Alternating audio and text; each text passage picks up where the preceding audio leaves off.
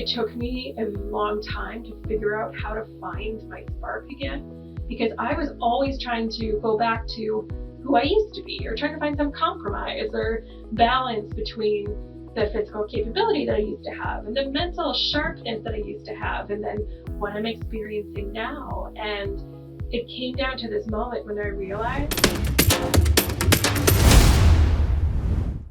Welcome to Finding Your Spark Again. I am so glad to be here today with my guest. Avery Thatcher is the CEO and founder of the Truth About Burnout podcast and the Flow State membership. When she started her career as a registered nurse working in the ICU, she noticed that the majority of the reasons people found themselves in the ICU were because of illnesses and diseases that could be linked to chronic stress. She decided to get out of the reactive side of medicine and now helps highly sensitive, high achievers prevent burnout and reverse the negative health effects of stress. After experiencing a significant change of health and severe burnout in 2018, Avery had to learn to redefine her identity and grieve the loss of who she used to be. Now she shares her story openly to help others realize that they are not alone in their struggles and talk about the strategies that helped her to heal along the way. Avery, I am so glad you are here. Welcome. I am so excited to be here. Thank you for having me. I feel so connected to your story in that my original sort of shift into what is happening in my body and my mind and my spirit, raising that awareness really came from a health story. So that can be a real wake-up call for people. And you saw it firsthand in the worst case scenarios, didn't you? I did. And that's what really struck with me, is that I was meeting all of these people and their families on the most vulnerable and terrible days of their lives. And I realized that even though I was good at helping people navigate that very challenging situation, I really wanted to keep people from experiencing that at all. Because everything is super important until you lose your health, and then you realize just how important that was. And there's a lot of strategies that are being talked about that are really missing that key component that's really going to help people. And so that's what I really hope we can dig into a bit today. We overlook that in our lives, right? We think we can just go to work and come home and do whatever we did to our bodies all day long without thought, without awareness, and then expect the rest of our lives to be good, whether that was a good experience or not, and expect our bodies to recuperate in really short time periods. Even if you're getting the 8 hours of sleep, it's pretty short for all the damage that we do. And I think the national average is like 6 hours of sleep or something. I mean, we're not doing that. Yeah. So I'd love to talk more about that. Absolutely. And I think even when we feel like we're doing the right things, we're maybe meditating for a bit every once in a while, and we're doing yoga, we're maybe journaling, we feel like we're doing all the right things, but it's still very possible for us to burn out. And that's exactly what happened to me. So I was working full-time, 12-hour shift work as an ICU nurse in a very challenging work environment. And I was doing really well. Everything was fine. And I was, coming home after my night shifts, and I would meditate and practice some yoga. I would do some journaling and breathing. I would check in with my community. Everything was great. And then it was Christmas morning. I was coming off the night shift, and the charge nurse, she looked me in the eye and she said, "Oh, you do not look well. Go home. I'll mark you down for sick for your shift later. Feel better." And I slept for 20 hours. And then I slept for 20 hours the next day, and 20 hours the day after that. And it started this investigative journey of doctors and tests and a surgery and multiple procedures and very painful experiences and scary diagnoses getting thrown out there. And about 18 months later, I was given the diagnosis of a chronic illness and a permanent disability. And it meant that I would never go back to working as a registered nurse in a hospital. And it took me a long time to figure out how to find my spark again, because I was always trying to go back to who I used to be, or trying to find some compromise or balance between the physical capability that I used to have and the mental sharpness that I used to have, and then what I'm experiencing now. And it came down to this moment when I realized that I had to let that person go, because so much of my life changed literally overnight. There was no reconciling, there was no meeting in the middle. I had to let her go. And so I spent 37 years of my life as Heather. And then I made the decision to change my name, to give myself that fresh start. And after searching baby name blogs for a couple of days, Avery was the only name that jumped out at me. And once I made that decision to change my name to Avery, I felt at home in my body. I felt connected to purpose. I felt like I knew what I could do moving forward rather than feeling lost. And so I know that changing your name is not something that everybody might be interested in doing, but really slowing down to just understand, do you need to grieve the loss of what you were, who you were, and what you thought your life would look like in order for you to move forward and really connect with that spark again? Oh, you said so much. You said so much. It's so great.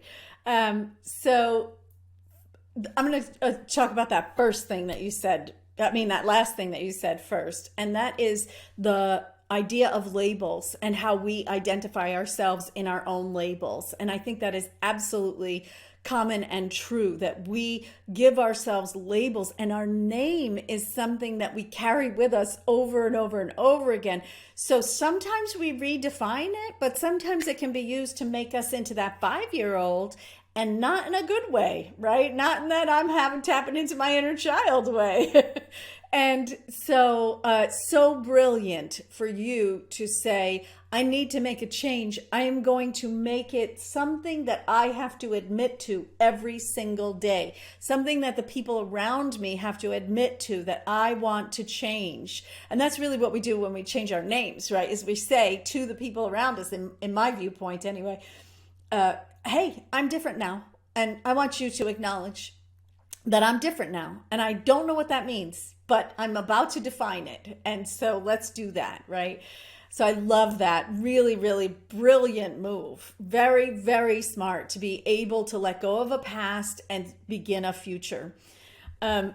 Also, just the way that you talked about letting her go, so brilliant. This way that when we want to change, to be able to say to ourselves, I am not everything that I was. I am different than wherever, whatever that is. And I am willing to create space in that. I'm willing to say, I am a soul that quite likely is eternal, right? And that I can't be defined by a name. It can't be defined by a past. It can't be defined by a future. So I'm going to be that person for a little while and use my language to create that separation so that I know how to manage all the different parts of me. Really smart. Really, really smart. And the third thing, I know I'm going on and on, but I just love it. I just love everything you said. And I know it will, all these things will take us in a direction that is really helpful for people. That looking back concept of I am not who I was. I am not as I was. I had all this energy and I had all this, whatever I had. And I was Superman who could go to the ICU and make it all happen. And then suddenly my body said, no, we are finished with that. That activity is over. And that concept of being able to look back and say, but I'm not who I used to be, therefore I am less than who I used to be, is the concept that we have in our society of aging. It's how we talk. Oh, yeah, well, now you're in your 30s. Now you're in your 40s. Now you're in 50s. Oh, well, that's the way it is. Now you're 70. That's just the way it is, right? But this is not reality. I would love for you to talk a little bit about that, if you would. Absolutely. I love that you bring up the concept of aging.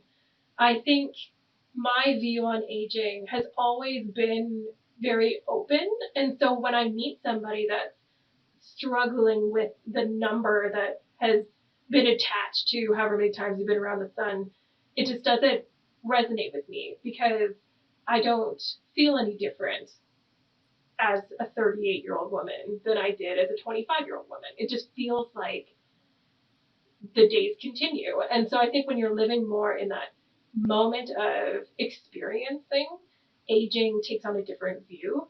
I also, having a lot of health issues, can really truly see aging as a privilege. And when I see people moving through the ICU, when I worked in a pediatric ICU, it just offers the most profound perspective. So I think if we can start to see how aging and experiencing aging can be a privilege, that can really shift their perspective in those things. And then also, I think what you touched on was really like understanding that it's okay to, like, your worth is not defined by what you do, who you hang out with, what you spend your time on, how many times you check things off a list. This is some capitalist kind of mindset. And the truth is we live in a capitalist world, so we have to learn how to work with it. But it doesn't mean that we have to agree with everything that's trying to get us to subscribe to. And letting go of the identity of Heather, the ICU nurse, was really the main thing that was holding me back from actually accepting myself and a new diagnosis moving forward. So I think when we look at defining identity, we need to bring it down out of the action and more into the essence, and looking at our values, looking at the kinds of fears that drive us. Those are the important things that we actually need to attach to our identity. I would love to hear more about what you feel like the connection is between worth, self-worth, and burnout, right? Because it's a complicated relationship. Absolutely. Yes. And I think we're really just taught that our worth kind of requires us to work to the point that we burn out, because we are valuable when we are providing for other people. But we need to really, I think it comes down to learning how to not take anything personally. And that means not taking anything personally, positive or negative. It's building up that self-awareness so that you can do a presentation at work and just totally kill it and knock it out of the park and know you did a great job, and someone will come up and say, like, that was so good. And you can say, thank you. And internally you'll be like, I know. I didn't need you to tell me that because I knew that I killed it. However, there's this one thing which I still want to work on, and I know I can improve that. But in general, I know I did a good job. So it's really digging into that self-worth and self-awareness, and also holding compassion for the parts of you that you wish were not there. That is one of the pieces that was a big change in my journey as well. Is initially when I was working with this diagnosis and the chronic illness, it's called myalgic encephalomyelitis, which is a really big mouthful of letters, but I nicknamed her Emmy because it stands ME, myalgic encephalomyelitis. So it just gave me like a way to personify that experience. And so initially I was writing on my journal, and usually I journal on the treadmill, and somebody's had this little desk set up. And so I was just typing away, and then I was realizing that I got very angry, and I hadn't actually gotten angry. And so then I was getting really mad and typing really fast and letting all of this anger out in a really beautiful, healthy expression of it. And then all of a sudden the switch turned, and I realized that this part of me did not deserve hate and anger and resentment. It deserved love and compassion. And when I had that little switch go off in my brain, and I started to say, like, you know what?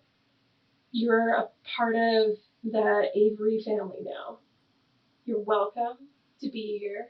We welcome you in. We're going to care for you. We're going to work with you. We're going to show you that compassion and love.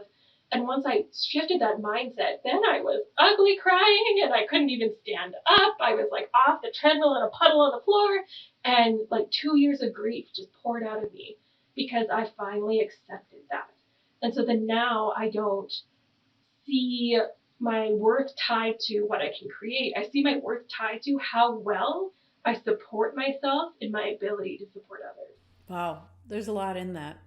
I love that you're talking about accepting all the parts of you. I think a lot of times when people talk about positivity, and then I talk about joy all the time, I talk about happiness. And when we talk about joy and happiness and positivity, there's sort of a presumption that it's like, oh, all these other things are bad, so it's not good when I'm angry. Oh, that is naughty, right?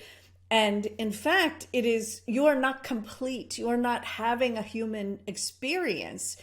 And in a lot of ways, I find myself talking over and over again with people about how not only are those things good, but they are transitional. So we don't want to live there. We want to have the fullness of our experience. But when it comes time to go home at night on your little roadmap of emotions, you got to choose where you're going to go to and in what way you took something wonderful from all of that fullness of life, right? Absolutely. And it doesn't always have to be that we're taking something wonderful necessarily, because sometimes life sucks. And you're just wondering, like, what kind of ruthless dictator were you in another life that this is now your reincarnation of it? But really, I choose to see emotions, and I treat emotions as objective information. They're either sabotaging or serving, because sometimes emotions that we typically label as negative, like sadness or anger or jealousy, those are information for us. So when we can bring those things into the balance between sabotaging and serving, then we're able to really utilize the full human experience. So for example, if somebody's coming to me and you can see that they're jealous and you help them realize that they're jealous, I say, like, so what does this show you that you need to work on? What does this show you that you now need to have a goal for? Because if you're jealous of what that other person is achieving, then it shows that you want to achieve something in that realm. So what is it? Let's flesh that out. Let's create a plan. So then the jealousy is no longer sabotaging, it is now serving. So really learning how to work with your emotions on that objective plane can be really, really helpful. Nice, nice, really nice.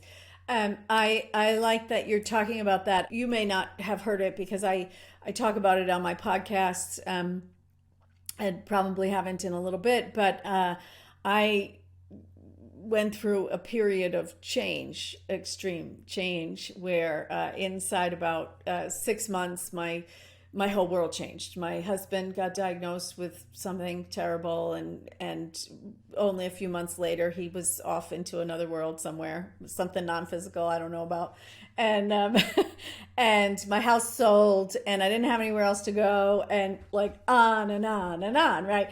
And so there was this sort of giant period of change.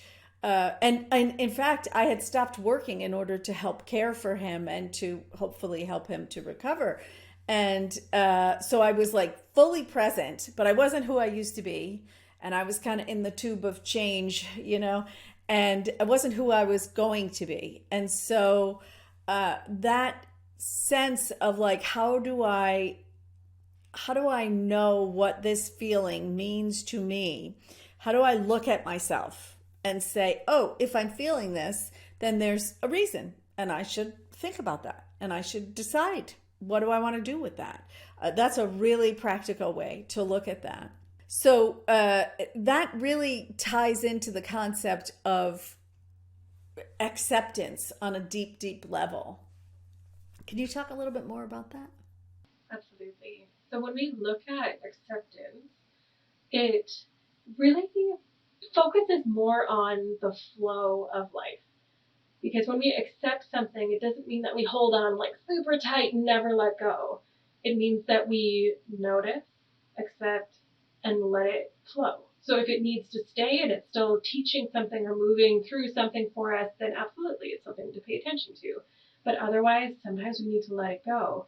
And so often burnout happens when we're hanging on to too many things. We kind of created like a big wall in the middle of this river, and everything is piling up, and it's getting harder and harder to hold because we've taken on too much. And so part of acceptance is realizing, what are your limitations? What are you able to do? What does that balance look like? how do you let the right amount of things flow through so that you're hanging on to the ones that really are in alignment with your mission and your purpose? Because when we're just trying to add more things on, like all of those stress management strategies, it's just really adding to the pressure behind this wall that we're trying to keep everything in. So I think really looking at acceptance as this objective view of what can I do? What can I do really well? What should I really allow somebody else to do for me?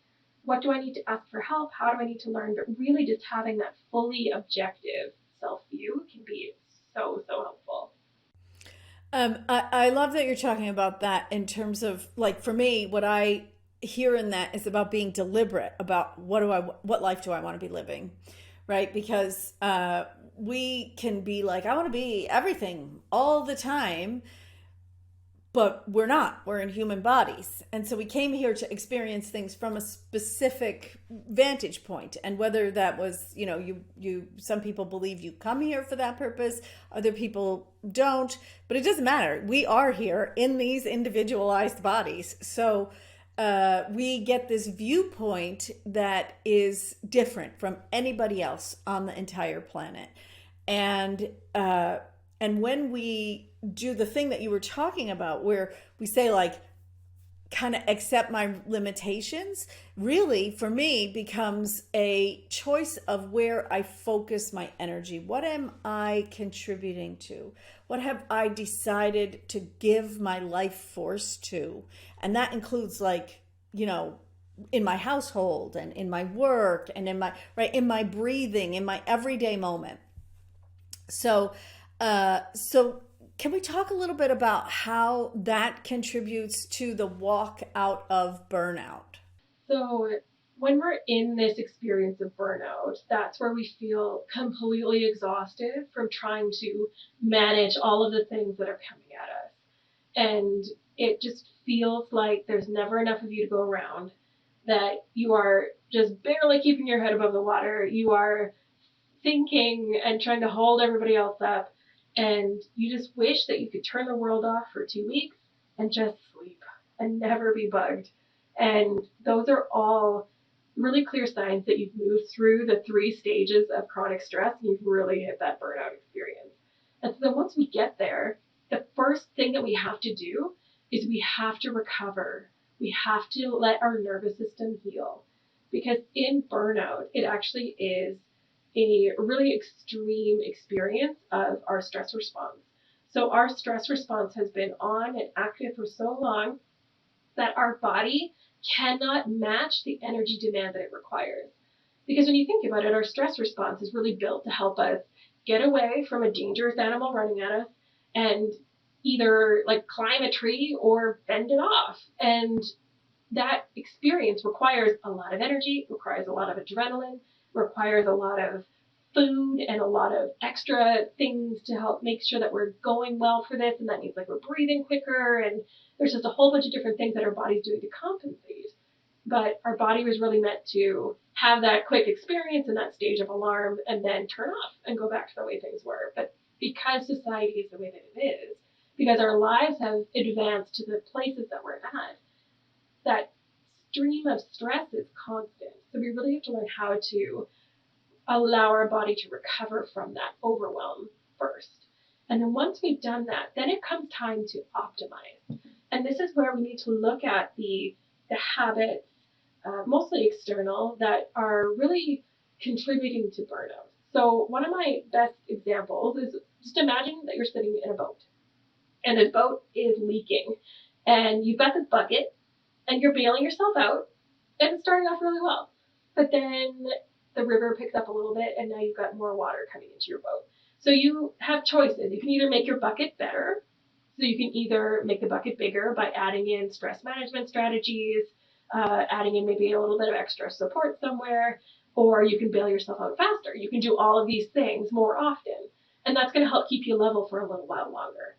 But then, especially with high achievers, we continue to take on more things. We're like, okay, like I'm balancing all of this. Give me something else. And so then it starts to fill up and starts to fill up, and then we continue to sink. And so then we're floating with our bucket in the middle of the water. So when we go into the optimized phase, after we've already healed some of the damage to our nervous system, that's where we can start to plug up some of those leaks. And this means that we're looking at where are spaces in our life that we can systemize. What are things that we can outsource? Like click and collect grocery shopping, for example. It's fun to go to a grocery store for some people. It is not for me. And if I can have somebody else do that for me for $3, great. Have at her. Please pick out the apples and bananas for me. And that saves me a ton of time. And then just looking at other ways that we can systemize, using examples like that, can really help. And then after we're finished optimizing, we plugged all of the holes in the boat, then we need to really elevate our self-talk, elevate our clarity of purpose, and elevate our productivity, because we're not really designed and meant to be couch potatoes. We don't really get a lot of joy and fulfillment from that. We really get that joy and fulfillment and that legacy of purpose when we are working towards something. So really digging into that clarity and optimizing and elevating how you achieve these goals and how you create that ripple effect beyond your scope of influence, that's where all of us can really thrive. I love that you get to that thriving place and that there's a whole process in between. I feel like a lot of times people have this expectation that, like, okay, so I'm burnt out, my body is broken, I don't know what's wrong with it, and somebody should fix me. It should take 2 weeks at a spa and then we're done. Then I just go back to my life the way it was, and I think it's going to be fine.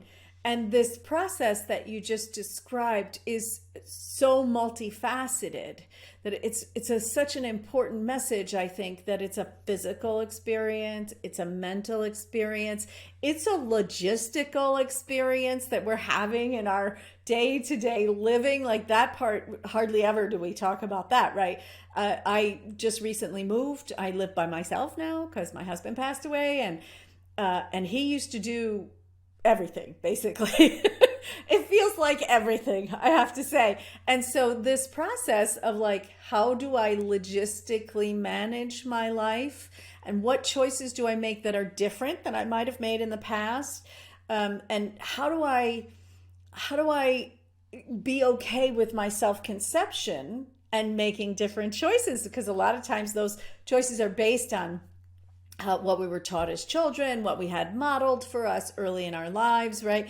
And so we go like, well, we're not those kind of people. We don't have that. We don't solve problems that way. And so this whole logistical piece of it, I think, really is tied to that self-conception and identity that is sort of a larger way of looking at ourselves, right? It's a way we're not usually aware of in our day-to-day, but it guides our judgments and our choices of every day. And then getting to this place where you get to thrive, right? I think that's the thing that is so full about your description.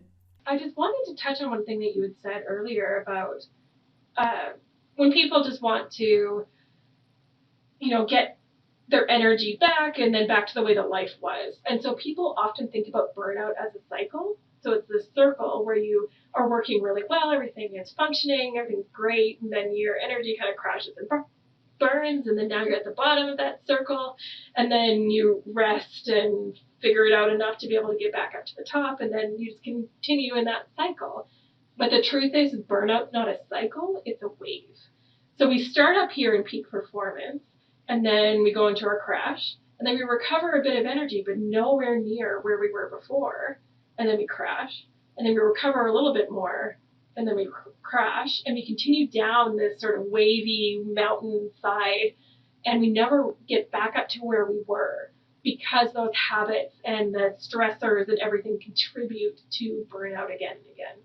So even though we feel like, oh yeah, things are back to the way they were, we're actually not fully up there. And the more and more that you have these burnout experiences, the more that will resonate with you, because it'd be like, yeah, like I still don't feel like myself, even though I'm back to functioning. This is great. I'm going to say that again so we don't have to have me stuttering over myself because I'm so excited. This is great. This imagery of the wave is really a good imagery for that exact process. And I think the way you describe it is so accurate to the way that I've seen it and I've experienced it, right? Is that sensation of like, I think a lot of times we talk about this as aging, right? It's like, well, life is good, but it's not as good as it used to be, but it just is good. And so, then the next time something happens and then life is pretty good, but it's not as good as it used to be, right? And so that cyclical nature, that sort of wave, like not really ever getting back to where we were in terms of enjoying ourselves, in terms of the fullness of our lives, is so common. I would love to ask you about boredom. And the reason I bring up boredom is that I think a lot of times the reason people push themselves, there are lots of reasons, don't get me wrong, but one of the reasons that people push themselves into a place where they are living beyond their physical limits, right, for long periods of time, has to do with this sense that, like, I want to do something interesting, fun, impactful. I want to make a difference, right? And so we're taught, the only way to do that is to push yourself. And then we're in this recovery period, and there's always this, how do I get back to not having to take care of myself, right? How do I get to a place where I'm not bored in life? So how do you deal with that with your clients? It's such a great question. It's something I get asked a lot. So there's this model. It's a bell curve. So it's like that mountain that comes up and down, and then there's bits and little markers as it moves through. And so it was originally developed in 1908 by Robert M. Yerkes and John Dillingham Dotson. They are early stress researchers that came out after the Industrial Revolution. Sort of data was starting to really be analyzed. And it shows the relationship between productivity and pressure. So when we don't have enough pressure, then we're not productive. This is where we're completely bored. And we're just like, oh, I just wish like something exciting would happen. We're in a rut. Nothing's really going anywhere. But once we figure out how to really create those aligned plans and projects, that brings us up to the top of the curve, which is our peak performance space. And so this is actually a different kind of stress. There's two different categories of stress. There's distress, which is what we typically attribute to stress. This is the yucky, well, I don't feel great kind of stress, overwhelm, those kinds of experiences. But this one in the peak performance space is called eustress, eustress. And this is where we're in that flow state where everything is like aligned and ticking and we're on it and we know what's going on and people are working and it's all just really flowing together. And that's where we feel the most alive. And so it's not that we need no stress in our lives. We need the right kind of stress in our lives. And so it's when we're in this eustress space that we start to take on too many things that are not in alignment with that grander purpose and legacy that we want to have. That's when we move down the other side of the curve, and that's where we end up moving through those chronic stages of stress that lead to burnout. So when we feel bored, my first suggestion for you is to figure out what kind of legacy do you want to leave behind. Now, when you think about legacy, the first place that people often go is like, well, do I need to have like a foundation? Do I need to make donations to something? Do I need to have some kind of thing to attribute my name to? But when you think about your legacy, I want you to think about it more in how you want people to feel. So, for example, my partner, when he and I were talking about this just after we got married, he was saying like, well, I don't even know what I want my legacy to be. Like, does that mean I have to start a business? And I was like, no. When people interact with you, how do you know that you left them better than when they came to you? And he said, well, when they feel safe to really talk about what's going on, when they feel safe to share their emotions and what's happening in their lives and know that this is a good place where we can work through whatever they need to work through. I was like, great. You want people at the end of your life on your funeral to be saying, Dustin was such a great listener. I always felt like I could talk to him and he had my back. Even when I needed to be challenged because what I was doing was not right, I always knew that he was there for me. That's the legacy that you can leave behind. There was somebody that I met through my client community, and when we worked through her legacy, she realized that her legacy was to be a mother. And not just a mother to her children, but a mother to other children as well. That she was there to be the nurturing essence for people under the age of 8. That was who she was really meant to help serve. So really, when we look at legacy, it doesn't have to be some Nobel Prize stamp award. It can really just be, how do you want to move through your life and how do you want to make people feel? That is so great. That is really great. You have unpacked so much of this for us today. I want to just talk to you a little bit about letting people know how they can get in touch with you, what you've got going on, and how they can work with you. So people can find me at my website, which is becomingavery.com. So that's becomingavery.com.